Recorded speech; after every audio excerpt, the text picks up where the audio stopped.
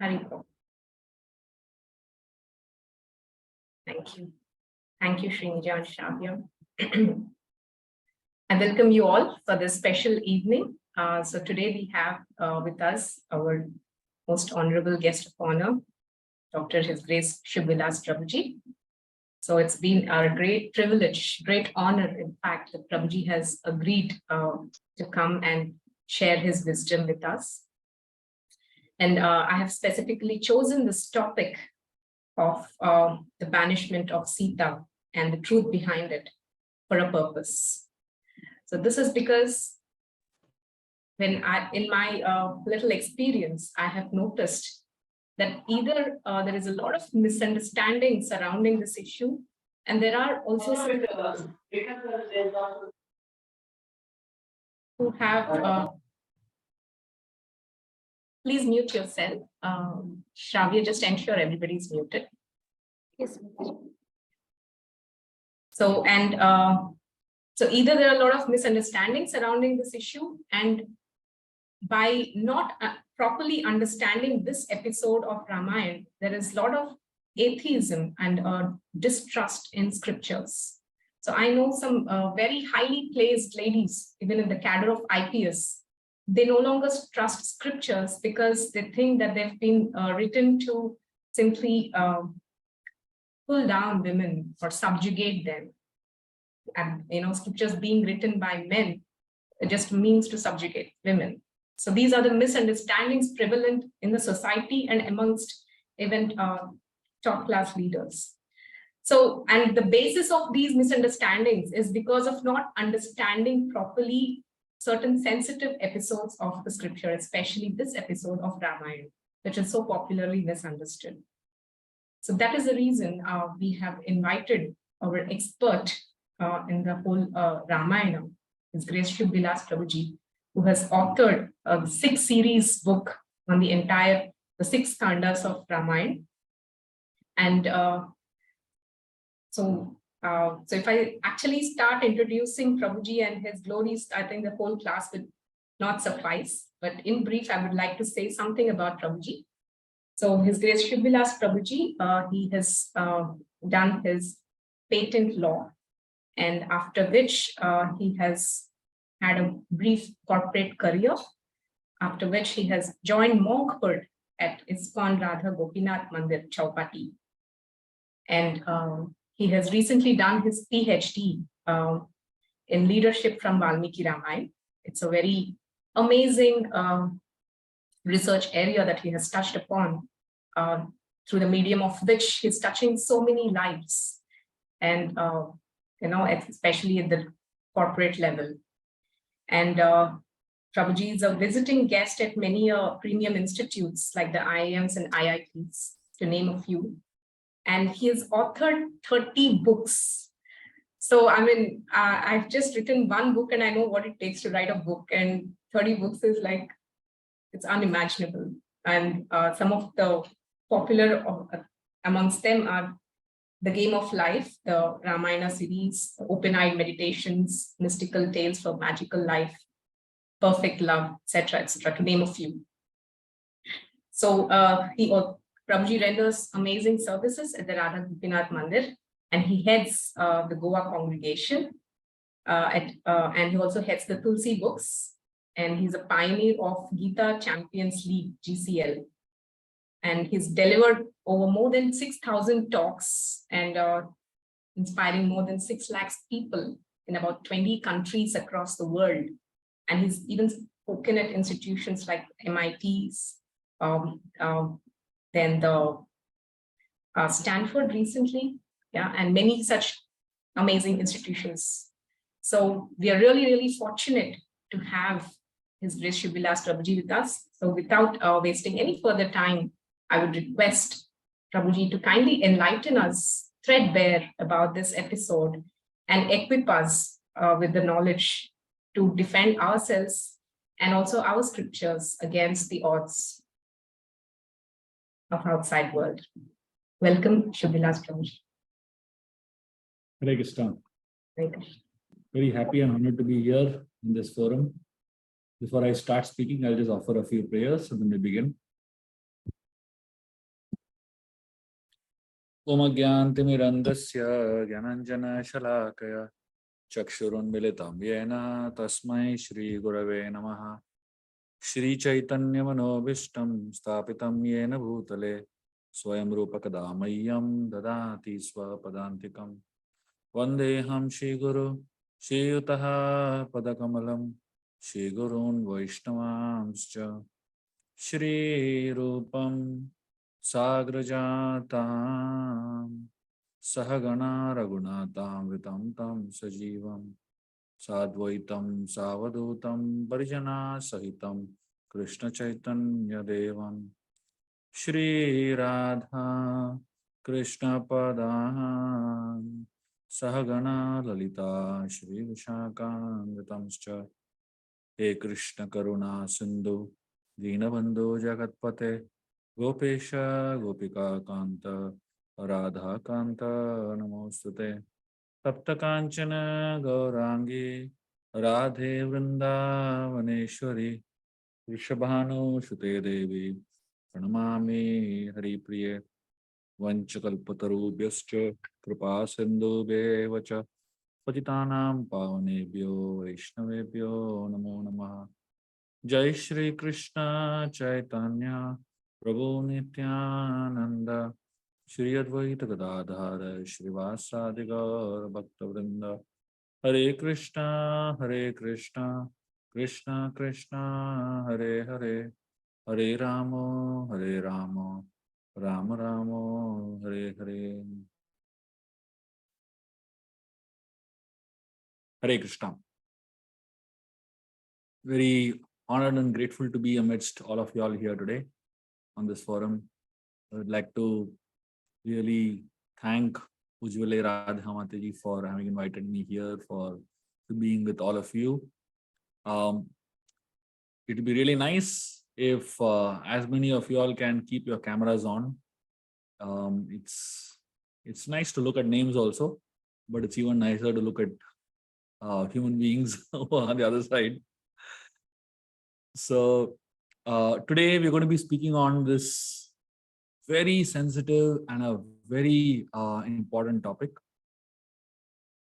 By now, almost every one of you who are practicing any form of spirituality or connected with the Vedic scriptures in any way would have heard about this episode for sure, and mostly in a derogatory way. And since I'm assuming that 90% of people on this forum are women, it's even more intense because this is a topic that most women hold very intensely in their hearts, and especially, against Lord Ram. Few years back, I was invited to speak at an international conference, and this conference was held at Varanasi. And I was invited to, so this entire conference was on the topic of Sita.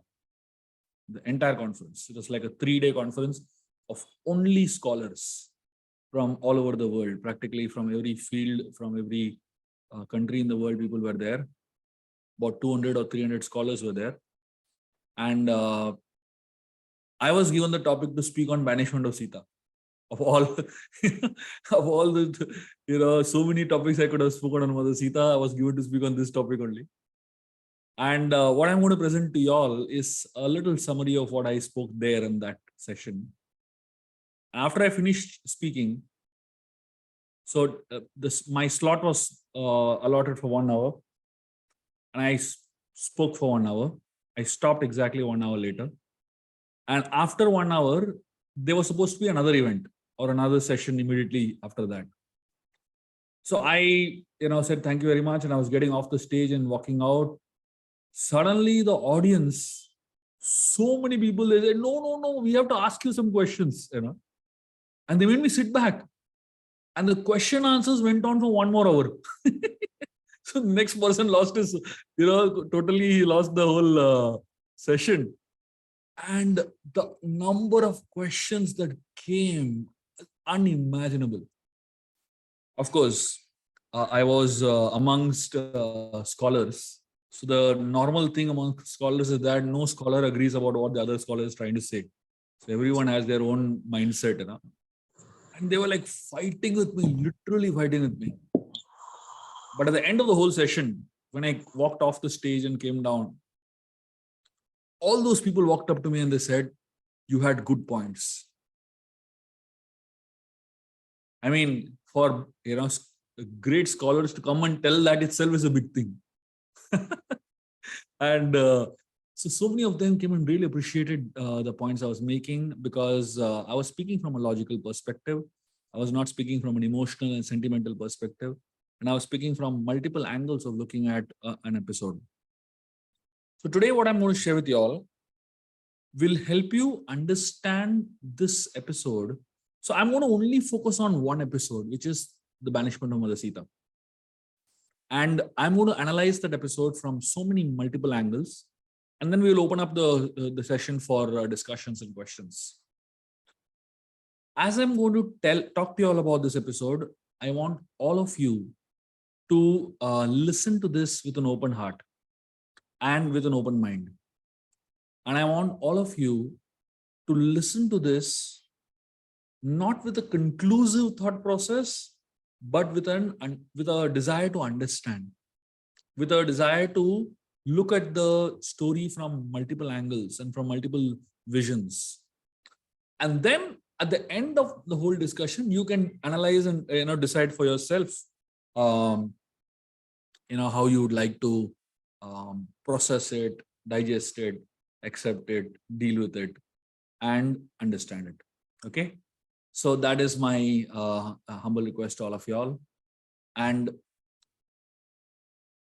if at the end of today's session, you feel really convinced, empowered, clear about the whole subject matter, you should go and tell at least 10 people what you heard, so that this understanding goes out to as many people as possible.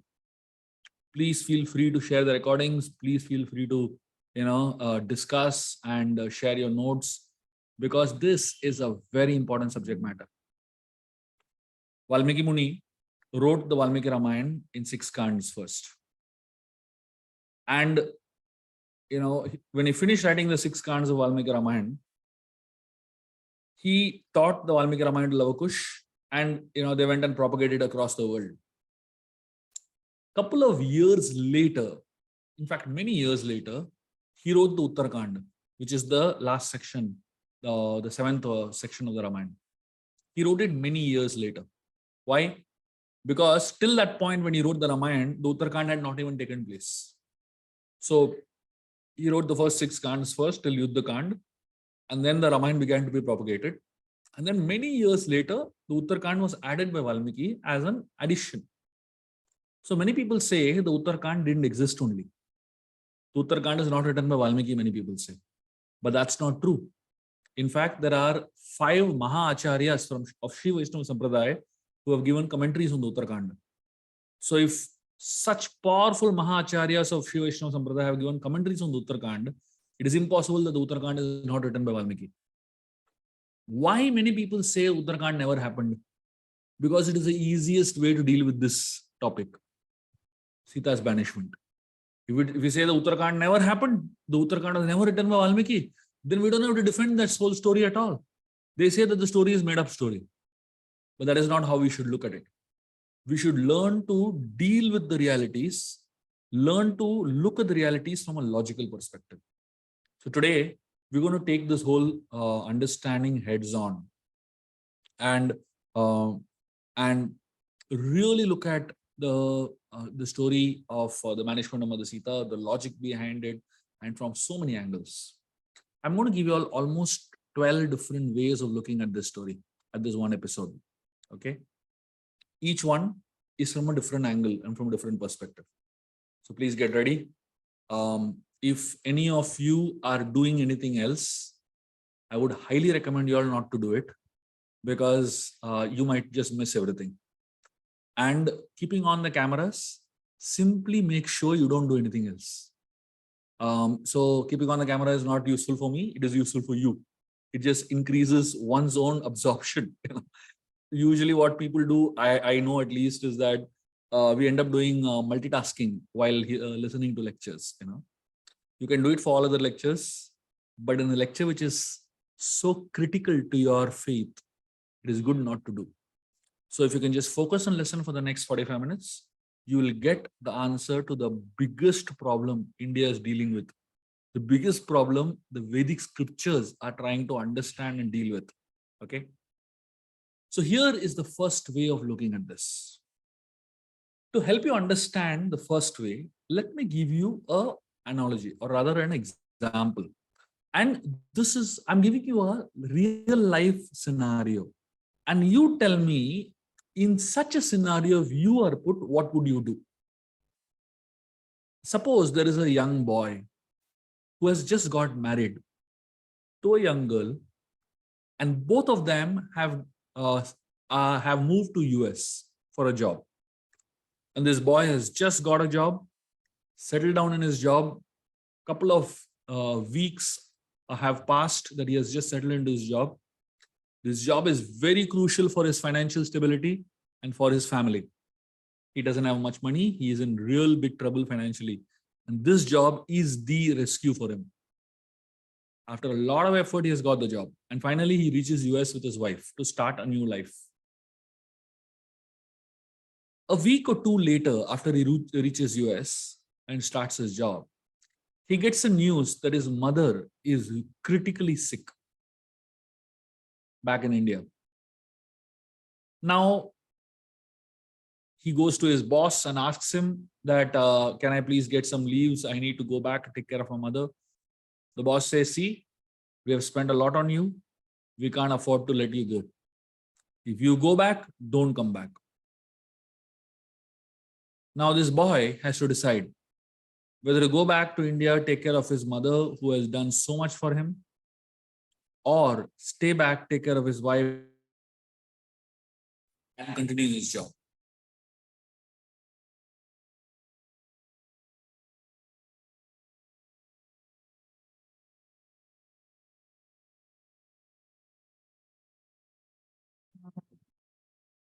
Hare Krishna.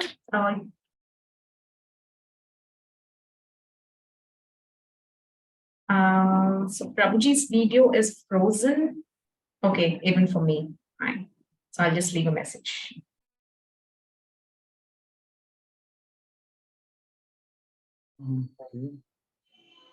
Hare Krishna.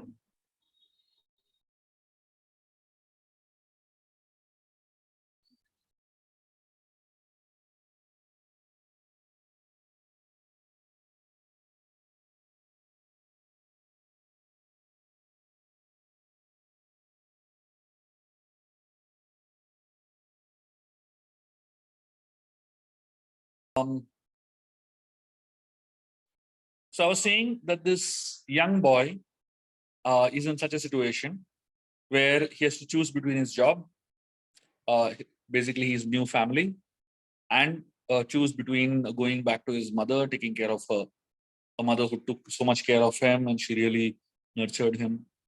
Now, if you were in such a situation, what would you do? I mean, anyone, any thoughts, any suggestions, any points? Yeah, we have an answer from Vinay Harish Verma, who says, leave the job, go and take care of mother is his first priority of job. Okay. Okay. Anyone else? Any other suggestions, comments?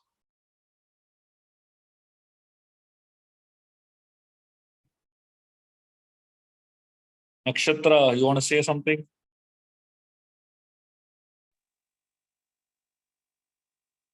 Can't hear you, Nakshatra. Nakshatra is a fourth standard girl.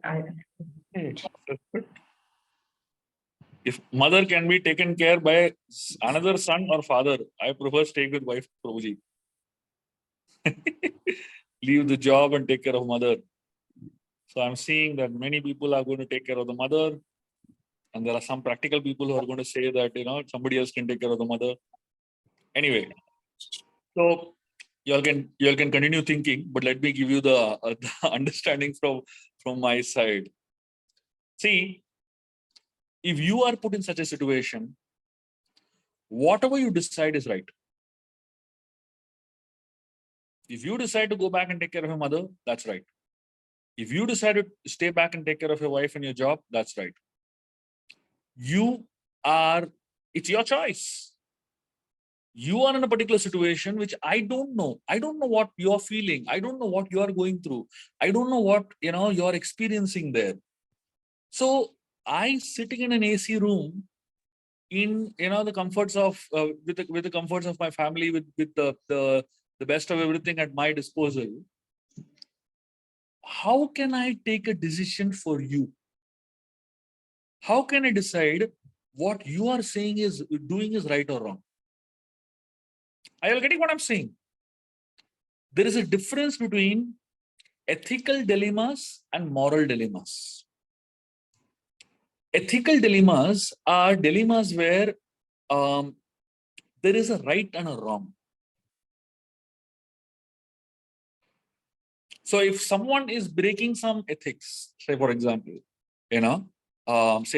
taking a bribe or looting a bank, these are ethical things.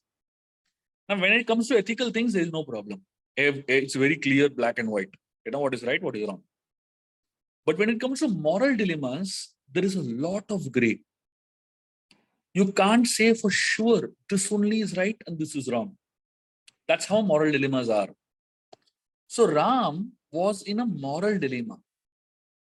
And being a king, he had to take one decision. Being a husband, he had to take one decision. But he was both a husband and a king. And a particular situation that arose was so complicated. And he took a decision based on that. Now, you and me, thousands of years later, we don't know the culture of that place. We don't know exactly the pressure in which Ram was. We don't know exactly how that political situation and the scenario that over there were. We don't know exactly what was transpiring in the palace and around Ayodhya clearly. Now, sitting in an AC room, sitting in an armchair, we are passing comment what Ram should do. It's like, standing in a cricket stadium and cursing MS Dhoni, saying, "Are you should have hit sixer like that." You are not there. You are not the expert. You would have no idea what it means to play cricket under high pressure. You have no idea what is going on the pitch over there. You're sitting in an AC room, seeing a television, and passing comments of what is the right way to do, as if you're the expert in that.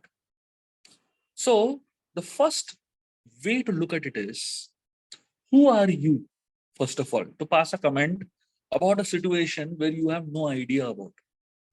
So we don't know the complete situation. And thousands of years later, when I pass comments about it without knowing everything, how much am I justified? That's the first thought I would like to leave you all with. And you can think about this for a long period of time. Okay. I'm going to the next thought. The second thought is, I'm giving you a scenario of leadership. Okay. And these are, as I'm telling you, I'm not going to take names of leaders, but I'm telling you that these are real leaders that are existing today in today's world. You decide who they are. Okay. First is a leader who is the head of a country. This guy is the world's most corrupt politician. The most corrupt politician in the world. And this person has 6 wives. Each wife has a palace of her own. Fabulous palace. He's taking real good care of his 6 wives. And the country has gone to the dogs. I used to go to this country every year for years together. And every year I saw the decline. And literally, the country has gone to the dogs. So here is a leader who's taking very good care of his family, but not bothered about the country. And here is another leader who has given up his wife, given up, his family, not taking care of his mother and brothers and all that. And he is day in and day out working for the country. Now tell me, which leader is good? Is the leader who sacrifices his family for the sake of country good? Or is the leader who sacrifices the country for the sake of his family good? The answer is, whatever the leader does, somebody has problem with him. If the leader takes care of his family and says hell with the country, they have a problem with him also. And if the leader takes care of the country and says hell with the family, they have a problem with him also. Leadership means responsibility. Responsibility means sacrifice. And sacrifice means tears. Any leader who is making sacrifices for the sake of the country, the people who are connected to him personally will suffer and will be crying. That's the reality of life. Where the leaders are happy, the followers are crying. And where the followers are happy, the leaders are crying. It's as simple as that. So people have a problem with Ram because he sacrificed his family for the sake of the country. But if he had sacrificed the country for the sake of the family, then also people would have had problem with Ram. This is the problem in being a leader. If you become a leader, you will also get criticized. Whatever you do, people will find fault with you. That's the nature of leadership. And therefore, we have to understand that a leader has to think of so many perspectives and make so many sacrifices on a personal level to do his best to serve as many people as possible. Now I'm leaving you all this, and I'm not going to tell you who the leaders' names are. You figure it out. You are intelligent people, you are smart people, and I'm sure you have Google in your hand, so you can go and figure it out, right? So the third perspective, which is a very important perspective from a women's point of view. So far, I've been telling you neutral perspectives, okay? Now I'm going to give you Sita's perspective as a wife, Sita's perspective as a queen, because this is a very important. See, people all have problem against Ram, but nobody has gone asked and Sita, what is your opinion on it? And hardly anybody is bothered about what Sita's opinion on it. So let me tell you Sita's thought process, which will help you. And I'm not going to tell you something speculative. I'm going to tell you something logical, which will help you think about it a little bit. I'm sure all of you have experienced people who go through divorces. Maybe, some of you all have experienced it yourself, or maybe you may have seen someone in your family or your friends who have gone through a divorce. Whenever someone goes through divorces, the nature of divorce is such that anyone who retains the child, like say for example, a father and mother going through a divorce, the child remains with the father, in the custody of the father. You know what happens typically? The father convinces the child or puts into the child's mind that the mother is really bad. Or if the child remains with the mother completely convinces the child the father is a rascal, is a complete demon. And literally the child starts hating the other person. I'm sure all of you all have seen such things, right? I'm sure all of you all have experienced such things. Now let us look at Sita's case. Suppose Sita felt Ram is a bad person. She would have naturally transferred that into her children, Lava and Kush, isn't it? Just like any other, person would have done it. But you know what the interesting thing is? Lava and Kush are the most powerful propagators of the Ramayana. They are the ones who have gone and maximized speaking Ram Katha.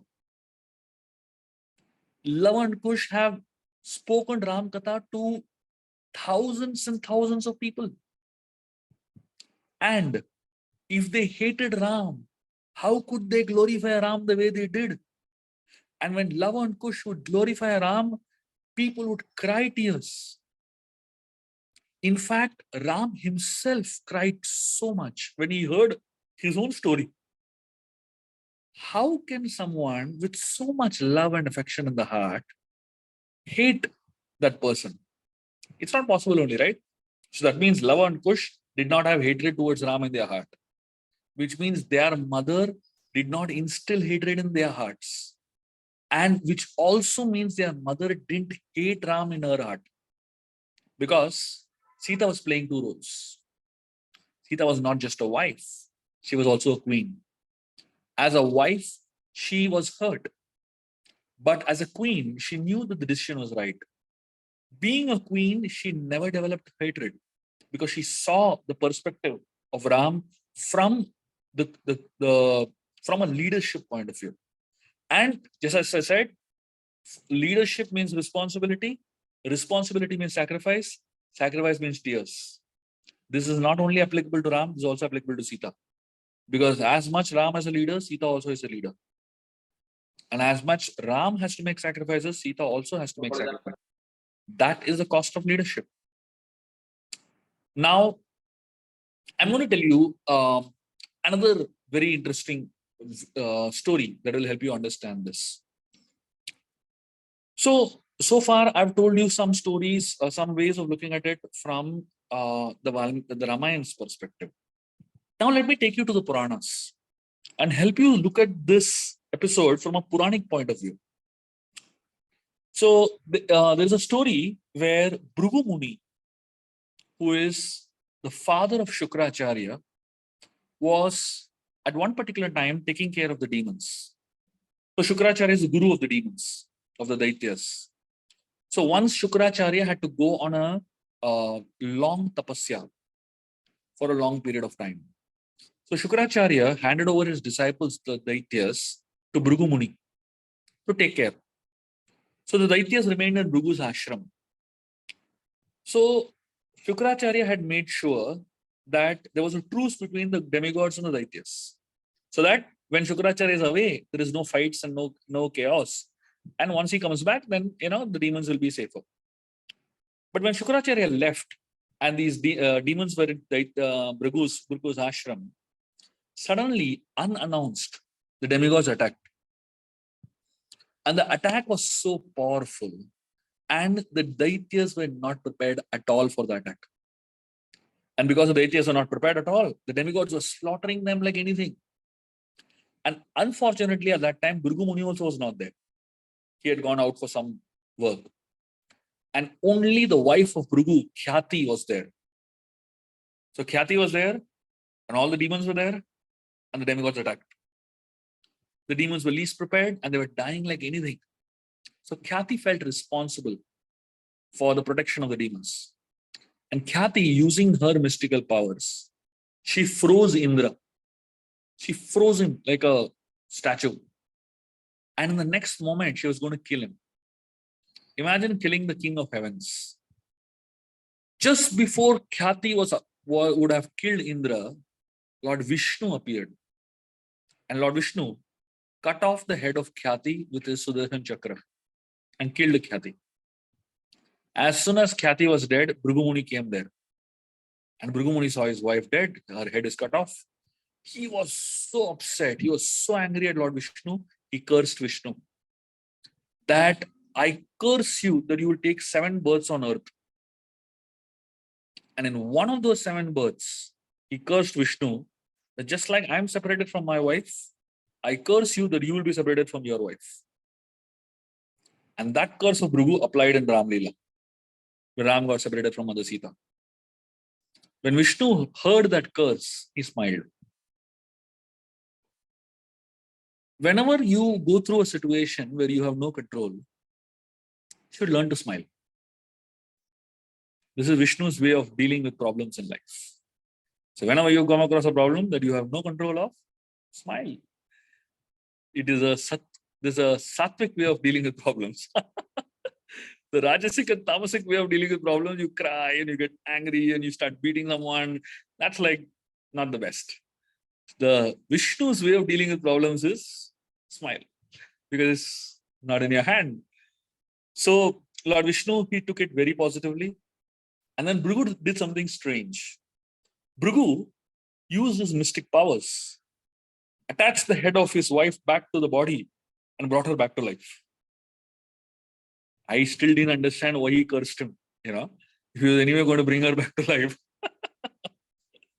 So anyway, so this is the next story why there is a separation between Sita and Ram. That's like the deeper. So whenever you do something good for somebody else, it's not necessarily that good comes back to you immediately. Sometimes you may even have to suffer when you do something good for this, right? That's okay. You still continue doing good. In Ramayana, we have to remember one thing. In Ramayana, there is a very prominent rasa that is predominant throughout the Ramayana. Like in the Mahabharata, there are many rasas. There is Virya ras, there is, Madhurya ras, there is Shanta ras, there is Dasya ras. Practically all the rasas, Bibhatsya ras, every single rasa is there in the Mahabharata. But in the Ramayana, there is only one prominent rasa that is throughout the Ramayana. And it's like it's a constant rasa. It's called Karuna ras. Karuna ras means the rasa of compassion. Rasa means mellows or taste or mood. So the constant rasa in the Ramayana is Karuna ras. And Karuna ras means tears. In the Ramayana, everybody is crying. Sita is crying, Ram is crying, Bharat is crying, Lakshmana is crying, Kaushalya is crying, Kaikeyi is crying, Dasharath Maharaj is crying. Literally everyone is crying. So you might wonder, why is everyone crying? That's the point. The point is, anyone connected to that leadership family, to the royal family, they're all crying. Why they're crying? They're all crying so that the people, the praja, the common man can be happy. That's the cost of leadership. That's the mood of leadership. So all through the Ramayana, you will always find that there is great personal sacrifice done for the sake of communal harmony and communal good. And interestingly, if you understand this from a deeper point of view, Lord Ram, after sending away Mother Sita to the forest, he never ever married. He never married. The interesting thing is that Lord Ram stayed for 11,000 years in this on this earth.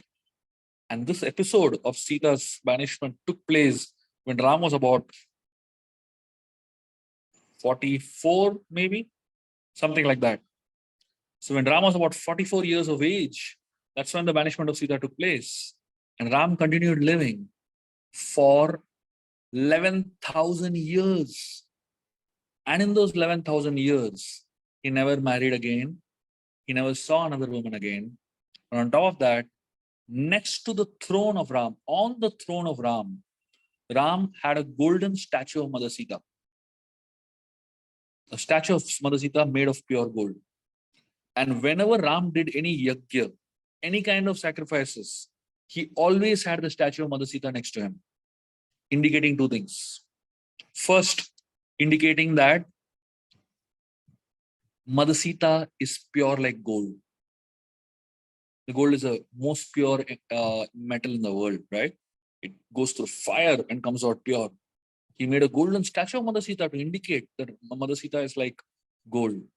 And he kept her along with him throughout his life, indicating that for him, Sita is always next to him. So the world might separate Ram and Sita, but nobody can actually take Ram away from Sita. That's what Ram is indicating. So it's almost like a silent rebellion. It's a silent way of rebelling against a society, against his people, and telling his people that you are wrong. Sita is going to sit next to me all life long, no matter what you all do, but you can't take away Sita from me. So that's the kind of mood that Ram had. So he continued crying, but he continued serving. So that's the kind of sacrifice that Ramayana talks about. So now for you and me, you might say, what is it? This is too much. We can't do this kind of sacrifices. That's why, we are nowhere close to Ram. That's why Ram is worshipped and we are not, isn't it? The very mood with which Ram serves is what makes him worthy of worship, isn't it? And that's the lofty mood that Ramayana talks about. The next understanding that the Ramayana gives is a very, very powerful understanding. There are two ways of connecting with people, with one another.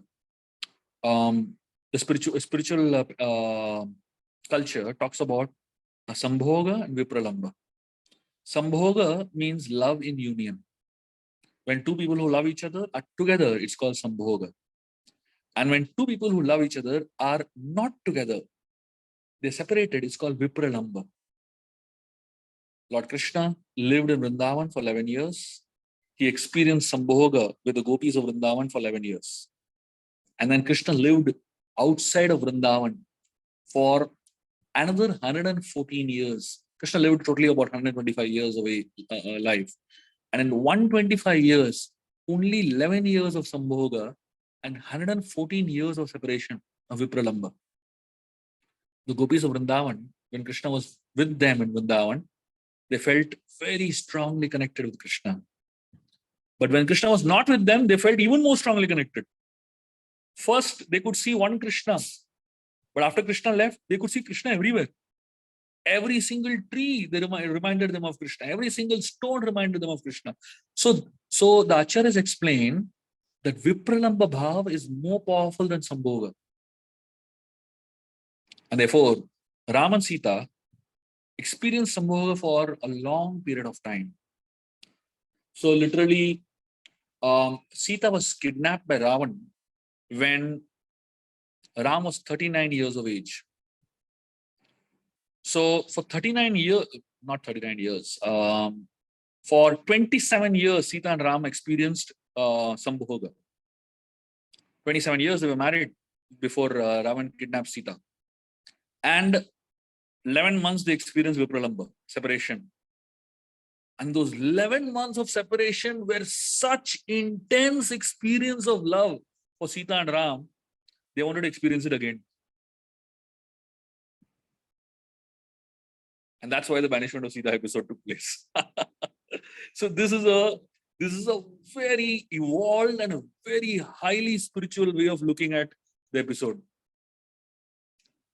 So for you and me, we will not understand it. Don't even try to understand it, because we are not at that level of understanding this evolved consciousness of Vipralamba and Sambhoga. But the Acharyas explain that this is one of the very powerful ways of looking at this episode. Now, another way of looking at it, which is a very interesting angle, is dealing with rumors is not easy. I'm sure all of you all would have come across situations in your life or people in your life who would have experienced rumors. I'm sure all of you probably would have participated in some rumors about someone, Especially when there are rumors about great people and when there are rumors about powerful people, these rumors are not easy to deal with. And they spread like far and wide. Ram could have used his powers to crush the opposition. He could have used his power to, destroy all the people that were spreading the rumor. But if he had done that, it would have increased the opposition. The nature of rumor is the more you try to quell it, the more it increases.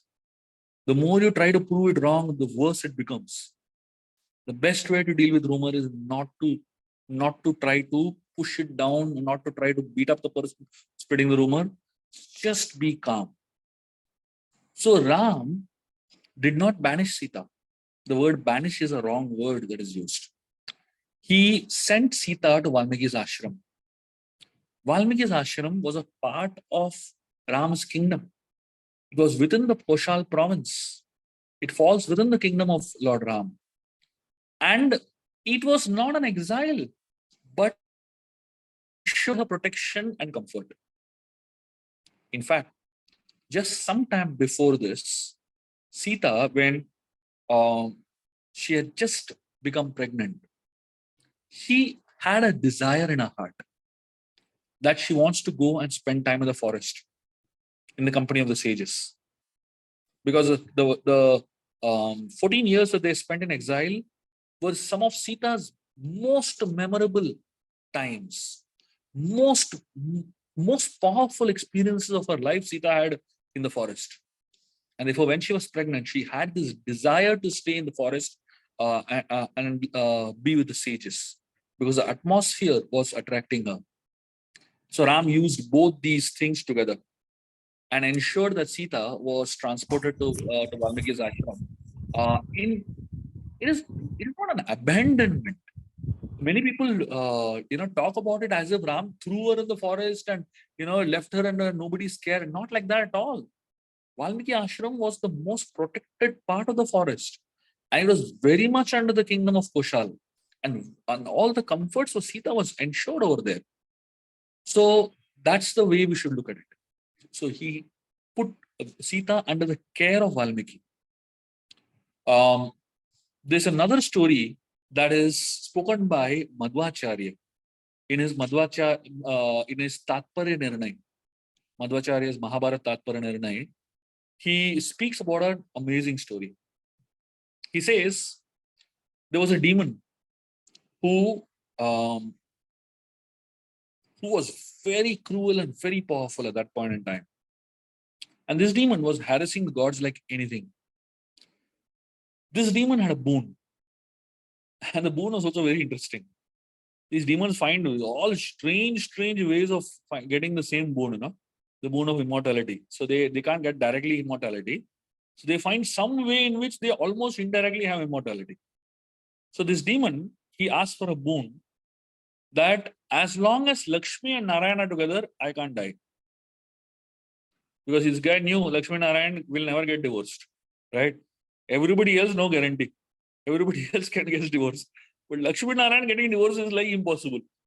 So this demon asked for a boon that as long as Lakshmi and Narayana are together, I shall not be able to die.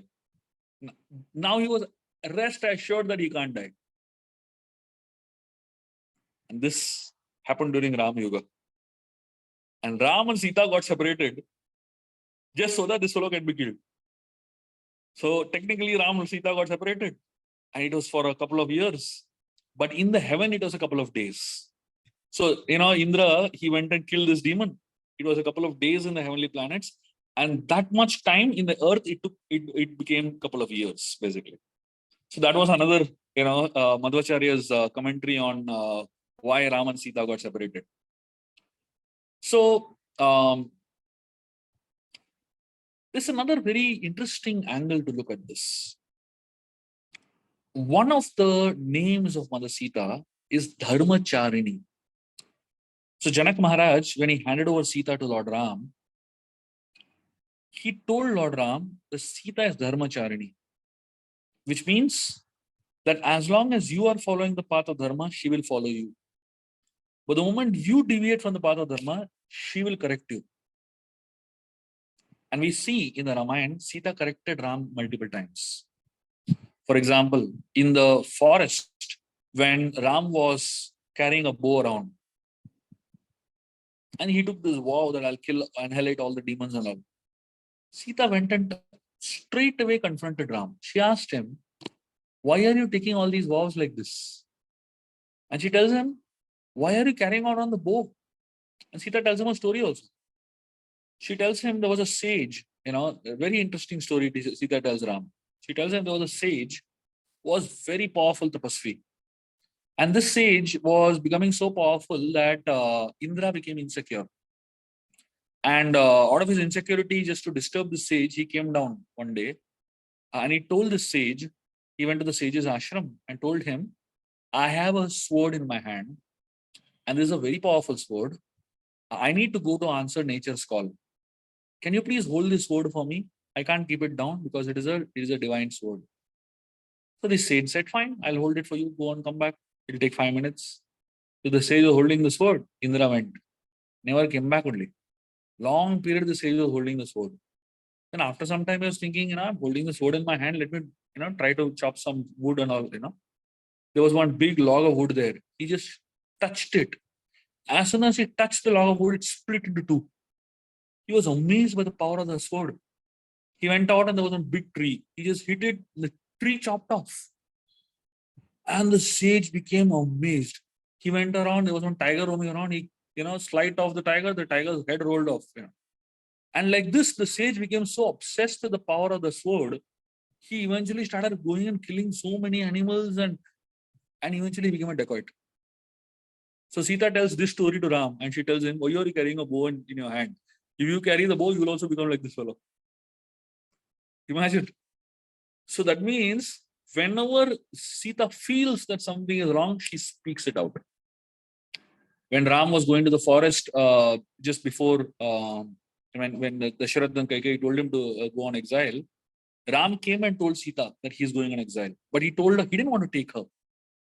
And so much Sita tried to convince him, but she was just not willing to take her. At some point, Sita got very upset with him and she knew that he is in the wrong direction. And Sita, she chastised Ram. You know what she told him? She told him, I know why you don't want to take me to the forest. Because you are not sure if you can protect me. And she told him, if my father Janak Maharaj was here and if he sees you behaving like this, he would think that he has married his girl to a girl who's dressed as a boy. Can you imagine Sita speaking like this to Ram? So Sita was straight on the face. If she sees something is wrong, she spoke up. But that same Sita, who spoke so much on a regular basis, today, when this banishment of Sita episode happened, why she didn't speak? All her life, she has been giving big lectures to Ram whenever he went wrong. But on this particular episode, she didn't speak. What does it show? If anyone has any sense, and if anyone understands Sita properly, they will know Sita kept quiet. Because she also understood what dharma is. And she understood that in a particular situation that Ram was in, he had to follow a particular code and he had to take a particular decision. It may not be a pleasurable decision, it may not be a happy decision, but some decisions are to be taken like that. And therefore, Sita didn't speak anything. And she is dharmacharini. That means if Ram is following the path of dharma, she quietly follows. If Ram is deviating from the path of dharma, she speaks up. And here she didn't speak up. The next way of looking at it is this. Many people say that Ram was conscious of his reputation. And that is why he did that. But if you really see, the same Ram, when he came as Krishna, he married 16,000 girls who were kidnapped by Banasur, isn't it? Where was his being conscious of his reputation at that time? Krishna was not conscious of his reputation when he married those 16,000 girls who were kidnapped by Banasur, kept by an Asura. Nobody in society at that time would have dared to marry those girls. But Krishna did. That means he is not bothered about his reputation. That doesn't bother him. There are so many people who would have said so many things to him, that he'll do what is right. He will do what is dharma. And which means that Ram was not really bothered about his in fact, throughout the Ramayana, if you see, he always put everyone's interest ahead of his own interest. Throughout the story of the Ramayana, if you see, he never put his interest ahead of others. He always put others' interest ahead of his. That means if the reason he sent away Sita was for his own self-interest, it is impossible. That's not Ram at all. And finally, the last story that I will share with you all to help you understand this is about Sita's childhood. When Sita was a small child, one particular day, she saw two parrots in her garden speaking. They were speaking to each other, a male parrot and a female parrot. The male and female parrot were talking about Sita and Ram's story. And Sita was a small girl at that point in time. And the male parrot and female parrot were talking about how, this handsome boy named Ram will marry this beautiful girl named Sita. Sita was very intrigued, because she was hearing about her own marriage, basically. She didn't know who Ram was. She didn't know what this whole thing is. She caught one of the parrots. The female parrot she caught and put her in a cage. And the female parrot was so much, she's saying, leave me, leave me. And Sita said, no. Till the story comes true, I will not leave you. And it is explained that this female parrot was pregnant at that point in time. And because this female parrot was pregnant and she was separated from her husband, at this point, the female parrot actually cursed Mother Sita that when she is pregnant, she will be separated from her husband. So that's another story that is there in the Uttarakhand of the Ramayana that talks about how the separation happened. And apart from all of this, the idea of separation of Sita and Ram has to be understood from a deeper perspective. Ram and Sita never get separated. They are just like the sun and sunshine never get separated. Sunshine is always a part of the sun, and the sun is always part of the sunshine. You can't separate the two. So just physically, by them staying away from each other, it doesn't mean they're separated. They're eternal associates. They're eternally together. So for you and me, we get, like a little separation feels like a lot of separation. But for the Supreme Lord, who is so conscious, who's present, omnipresent everywhere, where is the question of separation?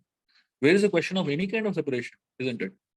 So when we look at this particular episode from so many angles and so many perspectives, it helps us reconcile. It helps us understand that there are so many angles to one particular episode. Any event, forget the Lord's pastimes, even events in our own life. There's no one reason, isn't it, why an event happens. There are multiple reasons behind why an event happens in our life. So how can we make the Supreme Lord's life and events that happen in his life seem that there's only one reason behind it? It's not possible at all. There are so many angles, and these are perspectives that I have found so far. And I'm sure if I do more research, I'm going to find another 20 more, So I'm waiting for a little more time so that I understand this subject a little more. So technically, I am supposed to write the Uttarakhand of the Ramayana, the 7th book of the Ramayana. But following the footsteps of Valmiki Muni, I'm not writing it now. I'm waiting for a few years to pass. And after a few years, I'll write the Uttarakhand of the Ramayana, following the traditions of Valmiki. And in the meanwhile, these are realizations that have dawned on me now about this particular subject. And I'm sure as I go ahead and research more, meditate more, and think more, talk more to devotees, I'll find 100 more other reasons why this episode happened. And in the meanwhile, these 12 or 13 reasons that I shared with you all hopefully would have given you some food for thought and given you some angles of looking at this one episode. And hopefully some of this would have been inspiring enough, convincing enough, and useful enough to help you deal with the very painful incident of Mother Sita being sent away from Ayodhya, understanding that there are so many higher perspectives and so many deeper lessons to it.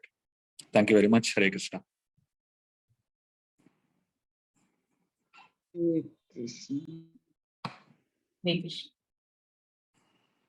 Yes, thank you very much, Prabhuji. It was indeed a very illuminating session that we've had, that discussed about so many dimensions of how to look at this whole episode, be it the perspective of leadership, which meant sacrifice, or what actually Ram went through was really touching. Yes, I'll leave the forum open for questions. I'll just summarize. So the whole episode of how Ram placed the golden statue of Sita because she was as pure as gold. That was, and these statistics of the number of years is remarkable. I didn't know that it was 44 years. They were separated in 11,000 years further ahead. I didn't know this time period, and it was, quite a shock actually. So thank you so much for this really illuminating and enlightening session. And I'm sure many of you have questions. If anybody do have, please do. You can raise your hand and mute yourself and ask the question.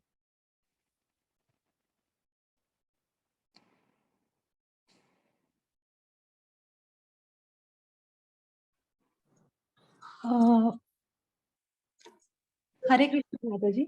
I have a question. Yes. My question is, actually, it was one person who said Sita might not be pure, but he just said something which came to his tongue. And that, I don't know exactly, but that would have not disrupted the harmony or the way Ram was ruling the kingdom. It was one random person who just threw a random comment on someone. So so the point is, I couldn't this long years Ram Katha is the weakness of my heart. I am really When I see Ram, or when I do, even in my altar, I have center Ram DT only. So, but I couldn't connect to this one point, that if one random person throws one comment, that doesn't make that person, really that way. So, but there would be other people also in Ayodhya who would have said, no, you're wrong. So I cannot understand why Ram had to send Sita to Valmiki Muni's ashram just because it was one person who said that comment. He could have just remained silent and see how it could have gone. So essentially, it began with one person, but it was many, many people who were talking about it. So one person spoke it out. And then there were many, many people who also were speaking about it. It's not that just one person it was, right? And see, let me explain to you the way leadership works. Leadership works a lot based on consensus. It works a lot based on public opinion. And especially a leader like Lord Ram, and if you actually study even Dasharath Maharaj's style of leadership in the Ramayana, they valued people's opinion a lot. They valued people's opinion. In fact, Dasharath, before coronating Ram also, he asked everyone their opinion. So many times we feel monarchy means that one person decides and everybody has. That's never how it is. The kingdom is never the king's property. The king is simply a servant of the people, of the praja. So that is the mood in which these great kings ruled. Though technically they legally owned the country and the property and all that, but they never asserted themselves like that. So for a leader, getting public opinion is very important for him to be a sustained leader, and for a leader to have 100% public opinion towards his purity, his intentions, his mood, his consciousness is absolutely important. And therefore people like Ram, they can't even handle one person having such negative opinion towards them. It's not an ego issue. It's an idea of taking together everyone. It's an idea of taking together an entire country for a long period of time. So from Ram's point of view, if one thought is disturbing them from being together, Ram is ready to make a sacrifice to keep people together, to keep all those negative thoughts about negative opinions aside. And that is the extent to which Ram will go, to have everyone together for a common cause. So this is my way of looking at this. I hope it helps you look at it better. Yes, Prabhuji. I can get things connected now a little bit at least. Thank you.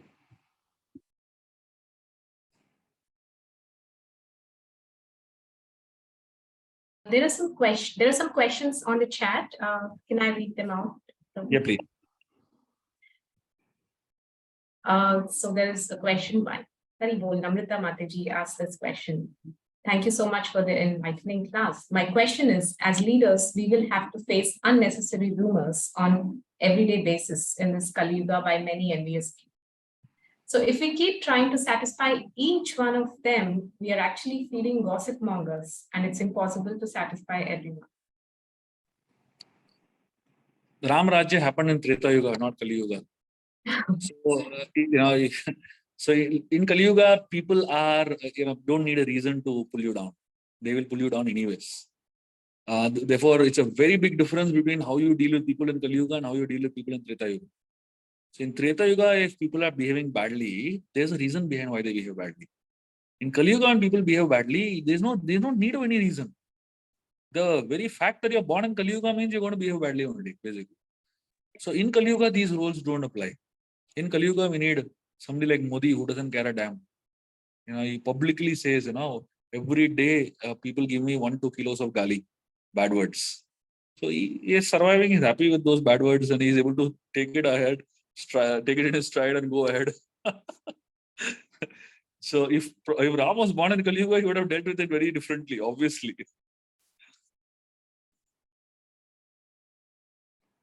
So true. Oh, so we have one more question on the chat.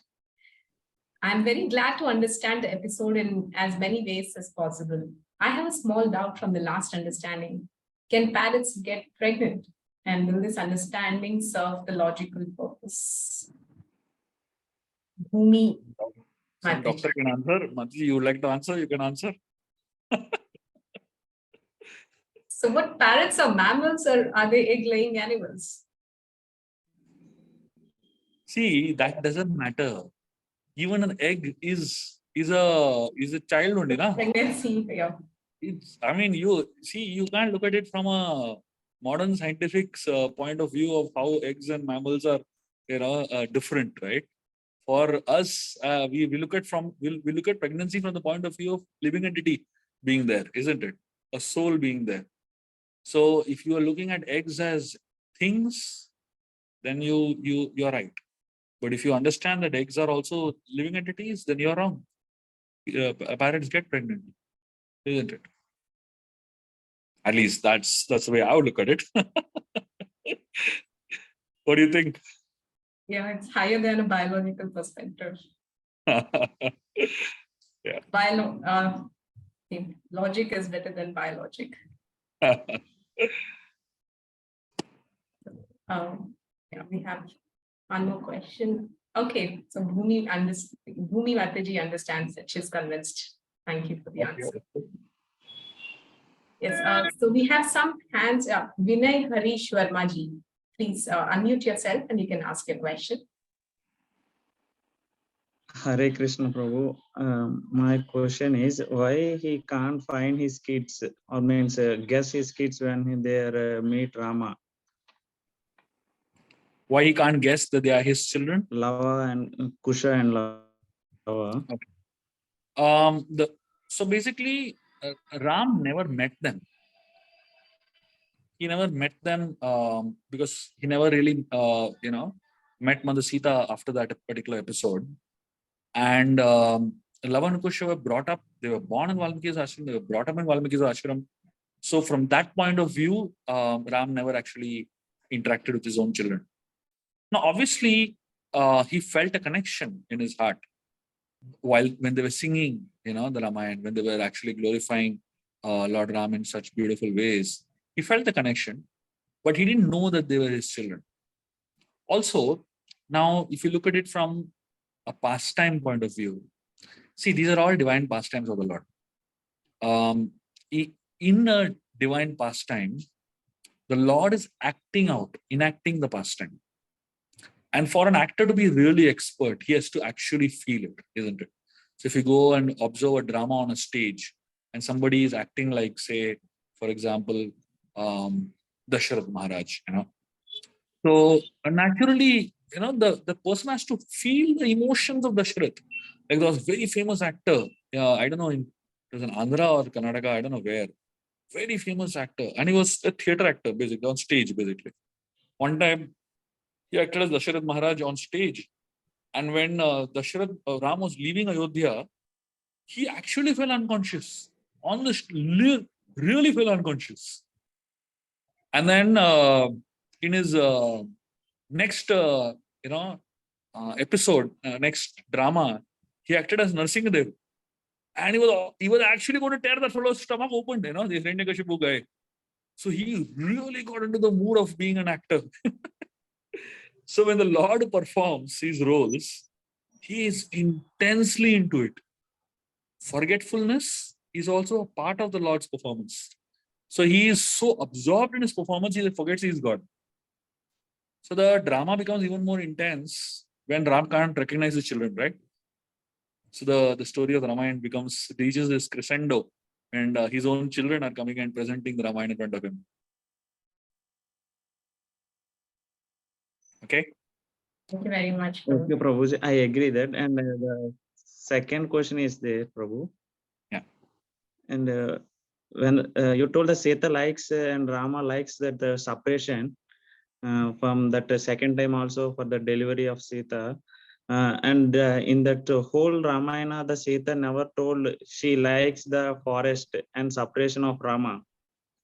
and why she didn't protest herself to be with Rama? Because of the pregnancy time, the never woman likes to go away from his husband or else his mother's house. Why she didn't protest herself? So that's what I'm saying. Now, the reason she didn't protest was somewhere in her heart, she knew that the decision was right. She didn't see if she felt the decision was wrong, she would have protested. Correct? I'd give you many examples now. When she protested, when Ram was doing something wrong according to her, she put her foot down many times, isn't it? But in this particular case, she didn't protest, which means that in her heart, she also accepted this decision. That's what I'm trying to tell you. I feel that end of the story, the Krishna will use his IQ for a long and more 200% IQ, but Rama in Ramayanam, he didn't use that thing mostly because when the time that Krishna caught by some thefting something, ghee or some other products from neighbors, he easily escaped. But this kind of hard situations, the Rama, he silently accept that his what the decision is taken as dharma. He didn't overcame those tough situations. Why? Simply because Ram has come here in this world not to act as God. Krishna has come here in this world to act as God. Krishna is known as Anubhav Pradhan and Ram is known as Anushtan Pradhan. The purpose of Ram Leela is to show how a good human being should behave. And the purpose of Krishna Leela is not to show how good human beings should behave. The purpose of Krishna Leela is to attract us to the spiritual world. Therefore, Krishna did everything possible to make us fall in love with him.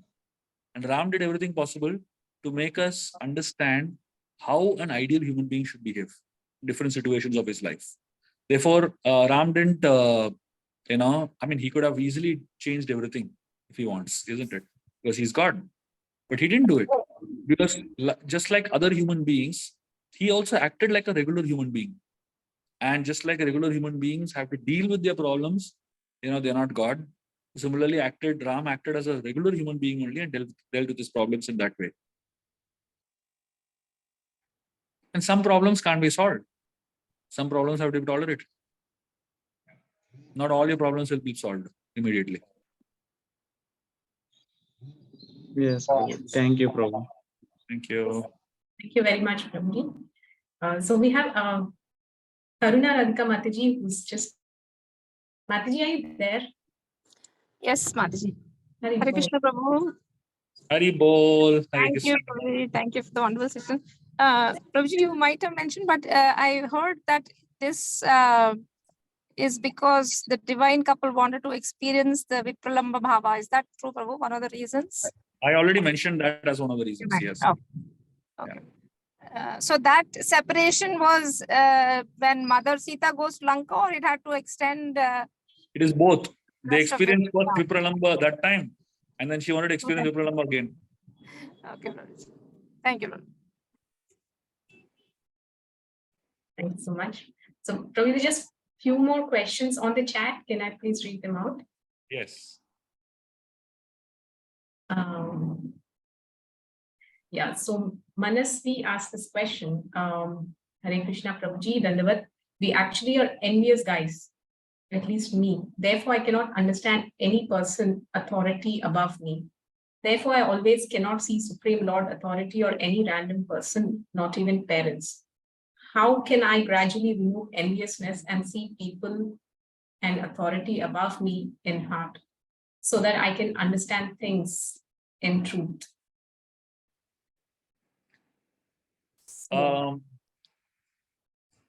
You don't have to accept people as authority. You should just simply learn to respect people who are older than you, who are wiser than you, who are more experienced than you, and who have probably greater character than you. So this is known as Jnana Vriddha, Vayo Vriddha, and Shila Vriddha. Those who are older by knowledge, those who are older to you by age, and those who are older to you by character. So when we respect them, it's not that you're following their authority. It's simply that we are respecting their age, we are respecting their wisdom, we are respecting their, development. And that respect is what makes us follow them. So you don't have to follow someone just because you are told you have to follow. You don't have to follow someone just because, someone tells you you have to follow me. You can rebel against all those people. But when you feel respect towards someone because of these three things, you feel that respect in your heart, the result of the respect is that you feel like following. Okay. Thank you. Very profound answer. And Manasvi, don't worry. I also don't follow anybody else like that. I am quite a rebel.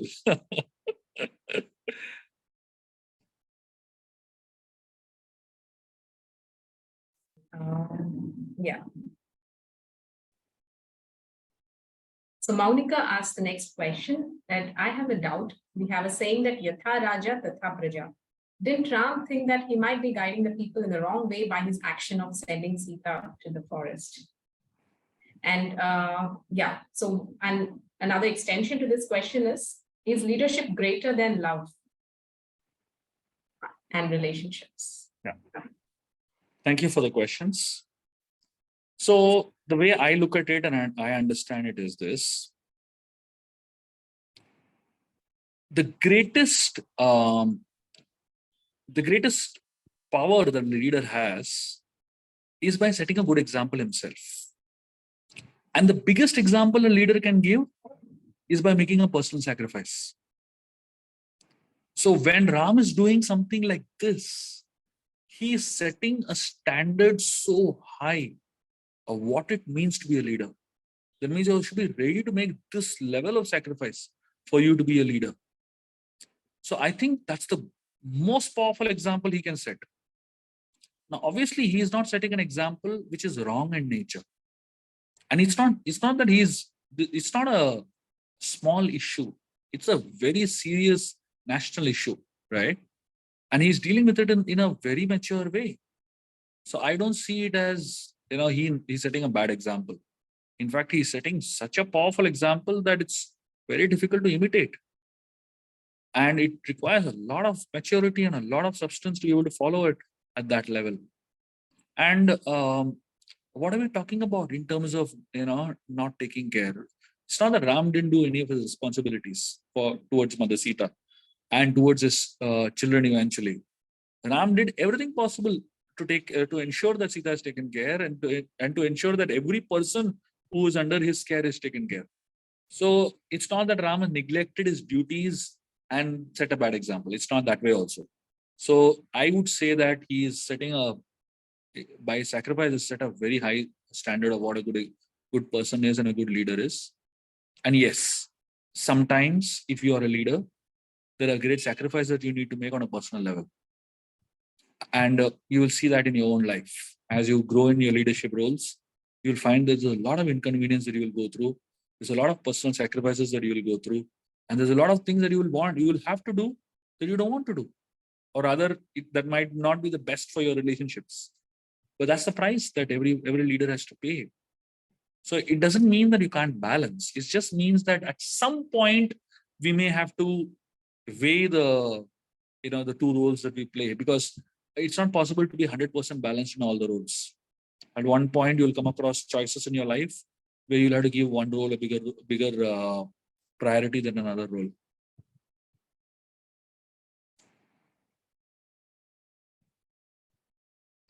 I hope that answers your question.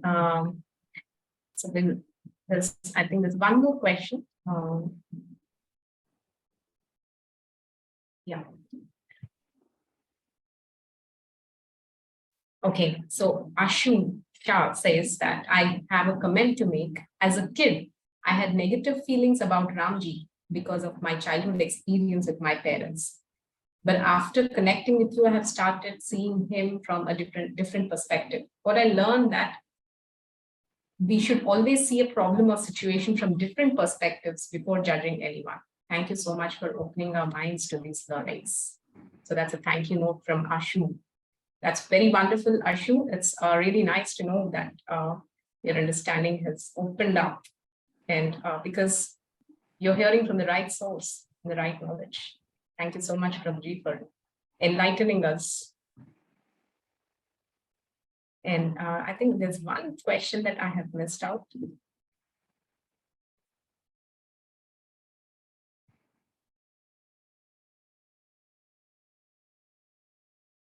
Okay, so there's a question from Ishika who asks that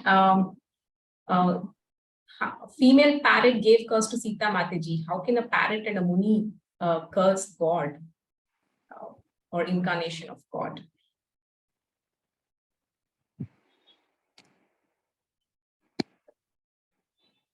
Curse essentially is negative energy. Anybody can curse anybody. So be just careful whom you curse. That's all. See, the point is, of course, in today's world, nobody's curses work because nobody has done tapasya. So for your curse to work also, you have to have some substance in you. If you don't have any substance, your curse doesn't work at all. So nowadays, many people come and ask me, can somebody's bad words or bad curses work on us? I can tell you the one good thing about being born in Kali Yuga is that curses don't work in Kali Yuga. In all previous yugas, there are very powerful curses that would always work. But in Kali Yuga, we are saved from that. So the parrot, don't consider the parrot to be an ordinary bird. The parrot, if it is born in Sita's palace, and if it is roaming around in Sita's palace, it's not an ordinary bird at all. It is some Mahatma that has taken the form of a parrot. And Bhrigu Muni is not an ordinary person. He is an exalted person. So he's the son of Lord Brahma. He's the brother of Lord Shiva. So Bhrigu is not an ordinary person at all. So these people, if you consider them to be ordinary, then cursing God and cursing the Divine Mother seems to be strange. But when you understand who they are, even say for you to curse God also, you need to have a relationship with God, isn't it? So Bhrigu and all these personalities, they have an intimate relationship with God. So when God fights with his devotees and the devotees seem to be cursing God and all, please don't think this is an ordinary act. This is a part of the Leela of the Lord, and this is a preordained part of the pastimes, and they are playing their role to enhance the pastime even better. Thank you very much, Prabhuji, for the good news that curses don't work in Kali Yuga. So, yeah, there's one more question actually.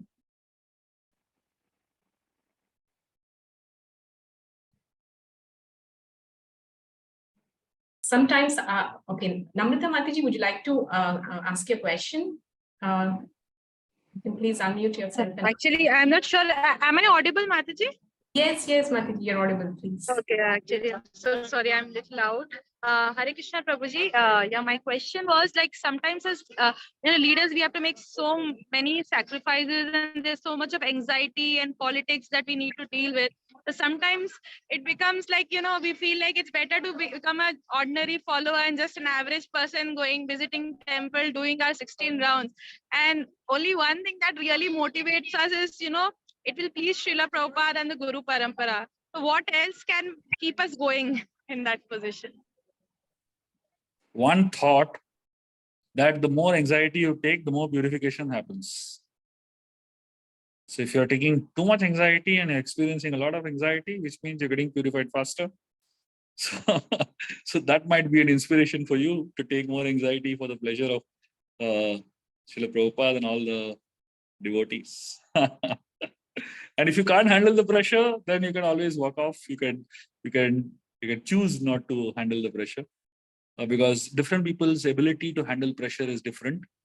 Some people have an innate ability to handle pressure and not succumb to it. It's like each one of us are like pressure cookers. How much pressure one pressure cooker can handle depends on the capacity of the cooker, right? If you have a low capacity cooker and you handle too much pressure, it will blast. So you understand what your cooker size is, and then you decide how much pressure you can handle.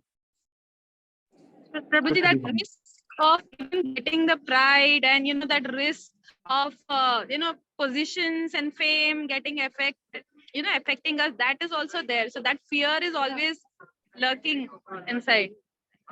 Yeah. See, any role of leadership and any role of influence will get you all of that. It'll get you fame, it'll get you position, it'll get you power. But when we understand that leadership is about responsibility and the ability to serve others, and your position and your the power that you get from that position is not for you to enjoy, but rather for you to serve. When that is the primary mood in your mind, then it is much easier to handle the position that you are given. But if the mood is to enjoy, then it'll be very difficult to handle the position. Thank you so much. Thank you very much, Prabhu, for the amazing illumination to this question that has been asked by Ramrita Mataji. Yes, so there are many devotees in the chat who have posted their appreciation for the class and their gratitude, the profound gratitude for this amazing session and how it has helped them. There are also requests as to Radhe Shyam Prabhu. I know this guy. Radhesham is a kid from Goa. He's a 4th standard kid from Goa. Not Radhesham. Ramanuj, I am very, very happy that you're here and I miss you a lot. Very soon I'll come and I'll play with you. Okay? And you are most welcome to hear all my classes and have fun. Thank you. Thank you, Prabhuji. Hari Bol. So sweet. Okay. So thank you all very much for being a part of this wonderful session this evening. And thank you all for your wonderful participation and for the questions that you've asked. It's been a great pleasure to have Prabhuji with us. I'm sure this session is going to help you in multiple ways. And at least it has helped me tremendously. I've thoroughly enjoyed the last 1.5 hours being right here. I just wish it goes on for a longer time. Actually, it ended too soon. I didn't expect. So we'll be eagerly waiting for another session whenever you can kindly take out some time for us. Any final words or final message for all of us? Hare Krishna. Very, very grateful and honored to be with you all. And it has been such a pleasure to be with all of you. I'm so happy that you are thinking, and the very fact that you ask so many questions, it simply means that you are thinking. Spirituality is a balance of intelligence and faith. Please remember that for your faith to be strong, your intelligence also has to be strong. And if your intelligence is very strongly guided, then your faith will also be very, very strong. So in the beginning of your spiritual life, keep your intelligence ahead and faith behind. And as you grow in your spiritual life, you'll come across points in life where you need to keep your intelligence behind and faith ahead. So at the right points, you should know which one to bring ahead and which one to take behind. Both faith and intelligence are important. As Krishna says, Buddha Bhava Samanvitaha. Buddha Bhava means you need to have a combination of Buddha, which is Buddhi, and faith, which is Bhava or emotions. And that combination is what makes spirituality great. So when we look at any of these episodes, we need to analyze them with intelligence, but also process them with faith. And that combination will help you understand everything and will help you stay strongly connected to the path of Krishna consciousness.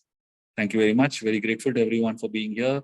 Thank you to Ujjvala Radhe Mataji for organizing this beautiful Sangha. And I'm happy and honored to be here anytime you invite me. Thank you. Thank you so much. You have given us a blank check. So all of us, let us from our hearts thank Prabhuji by unmuting yourself. Say Hari Bol thrice. Hari Bol. Hari Bol.